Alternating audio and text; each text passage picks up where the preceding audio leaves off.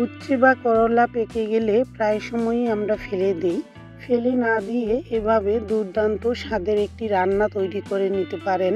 খুবই অল্প সময়ে আবার সহজ উপকরণেও তৈরি করা যায়। পাকা উচ্ছের বিচিগুলো ফেলে দিয়ে পাতলা করে কেটে নিয়েছি। সেই সাথে রয়েছে কুচানো পেঁয়াজ এবং শুকনো মরিচের কুচি। এবার কড়াইতে পরিমাণ মতো তেল দিয়ে দিলাম, আর তেল হালকা গরম হয়ে আসলে পেঁয়াজ এবং শুকনো মরিচের কুচিগুলো হালকা ভেজে নিচ্ছি 2 থেকে 2.5 মিনিটের মতো।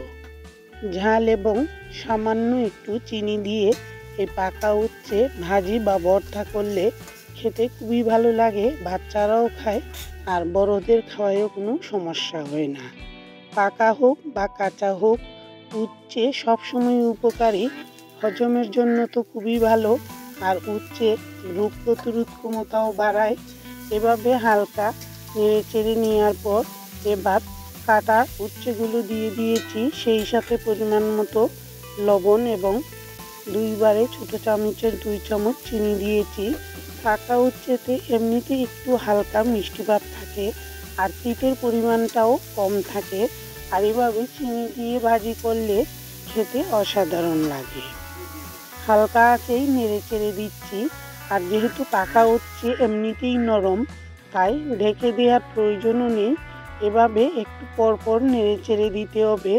আর ভাজাটা একেবারেই শুকিয়ে আসলে কড়ার গায়ে একটু লেগে লেগে আসবে, আর উচ্ছে থেকে একটু তেলও বের হয়ে আসবে, তখন নেড়ে চেড়ে নামিয়ে নিতে হবে।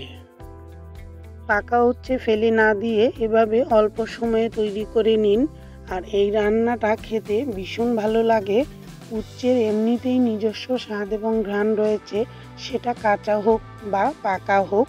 ফেলে না দিয়ে এভাবে তৈরি করে নিন, অসাধারণ লাগবে প্রথম পাতে তৈরি করলে। আর কেমন লাগলো এই রেসিপিটি জানাতে ভুলবেন না। এতক্ষণ পাশে থাকার জন্য সবাইকে অসংখ্য ধন্যবাদ।